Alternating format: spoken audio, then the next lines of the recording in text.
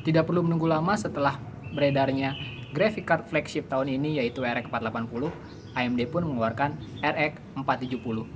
Masih menyasar kelas mainstream, boleh dibilang RX 470 ini merupakan versi cut down dari RX 480. Tapi gimana dengan harganya? Selain daripada review dan benchmark, itu adalah topik bahasan utama kita kali ini.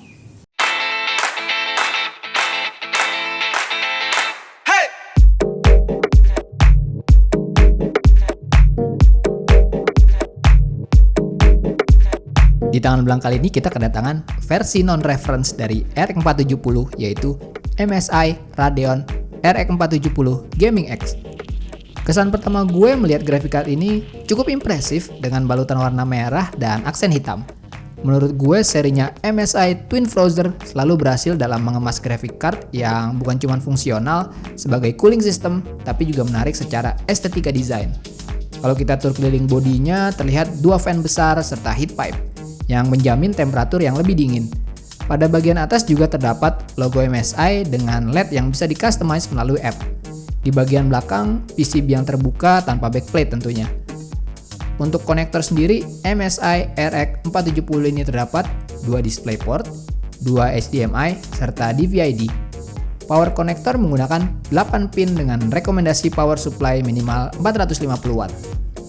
Untuk fitur, sepertinya yang menarik untuk gue highlight adalah MSI Gaming App. Intinya dengan app ini kita bisa mengatur mulai dari tampilan sampai performance dengan sekali klik. Pada performance terdapat 3 pilihan preset, OC Mode, Gaming Mode, dan Silent Mode. Tinggal sesuaikan dengan kondisi tasking yang mau kita jalankan. Sementara untuk tampilan, melalui app ini kita bisa meng-customize LED pada logo MSI di bagian atas dan bagian lainnya. Dan terdapat beberapa mode style untuk tampilan LED yang berbeda-beda. Buat sebagian orang, termasuk gue, fungsi-fungsi estetika kayak gini lumayan penting untuk menambah value dari sebuah graphic card. Tampilan udah cakep, gimana dengan performanya? Mari kita langsung ke benchmarknya.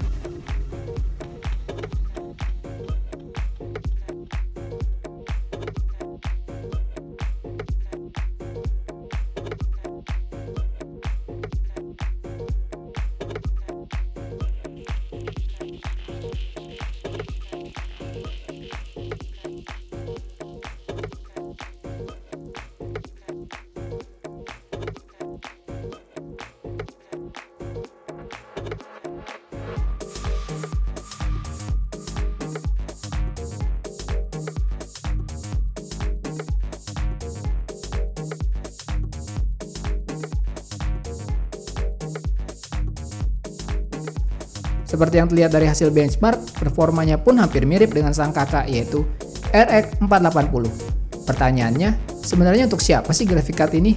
Dan mana yang harus dipilih antara RX 480 atau RX 470? Seperti biasa, mari kita ngobrol-ngobrol. Oke, selalu ngelihat review dan benchmarknya, mari kita ngobrol-ngobrol tentang RX 470 dan perbandingannya dengan RX 480. RX 470 boleh dibilang secara performance cukup masuk dengan kriteria kita sebagai mainstream gamer, yaitu main di resolusi 1080p, terus main game-game terkini dan dapat frame rate yang lumayan bagus yaitu sekitar 50 sampai 60 fps di ultra setting maksimum setting lah, di maksimum setting.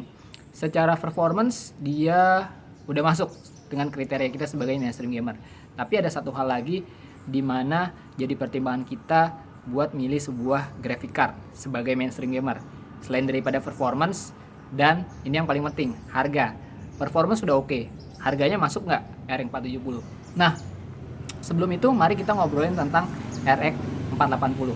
RX 480 itu pada saat diumumkan itu dia dihargai sekitar $229.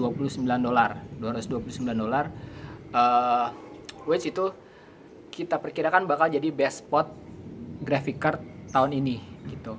Tapi kenyataannya setelah masuk ke Indonesia, tadinya kita memperkirakan dengan $229 itu ya sampai sini maksimal mungkin 3,5 jutaan lah, 3,5 jutaan untuk RX 480 dengan performance yang sebegitu kerennya, sebegitu mantapnya. Tapi ternyata setelah beneran masuk sini RX 480 dari beberapa brand non-reference itu dihargain sekitar 4 jutaan. 4 jutaan, which menurut gue harga 4 jutaan itu udah over budget untuk kita sebagai mainstream gamer. 4 jutaan tuh udah over budget. Nah, pada saat adanya diumumkan RX 470, RX 470 itu kita timbul nih harapan baru bahwa paling enggak performance di bawah 480 tapi secara harga masih masuk lah, masih masuk gitu. Jadi pada saat diumumkan RX 470 itu dihargain sekitar $179, lebih murah lagi nih, $179. Dan lagi-lagi kita memprediksi bahwa $179 pada saat masuk Indonesia mungkin ya sekitar 3 jutaan lah, 3 jutaan, which sebenarnya 3 jutaan itu angka yang paling mantep buat kita sebagai mainstream gamer. Graphic card di harga 3 jutaan tuh udah lumayan oke lah gitu, dan itu masih masuk budget kita. Nah, tapi ternyata lagi-lagi setelah masuk sini RX 470 untuk brand non-reference itu dihargain sekitar 3,5 jutaan sampai 3,7, which itu deket banget dengan RX 480. RX 470 3,5 sampai 37, RX 480 itu sekitar 4 juta. Deket banget kan? Deket banget untuk dua graphic card yang memang secara performance nggak terlalu beda juga gitu. Tapi pertanyaannya balik lagi, yaitu di $1 million question, mana yang harus gue pilih? RX 470 di harga yang lebih murah tapi performance juga hampir mirip dengan RX 480, atau gue harus menunggu sedikit lebih lama lagi, nabung lebih lama lagi untuk mendapatkan RX 480 yang secara performance di atas RX 470 sedikit, dan VRAM yang 2 kali lebih besar, yaitu 8GB, RX 470 4GB. Itu mana yang gue pilih nih, RX 470 atau RX 480 gitu. Nah, sebenarnya sih logisnya sih pertanyaannya tuh udah, jawabannya tuh udah jelas banget gitu.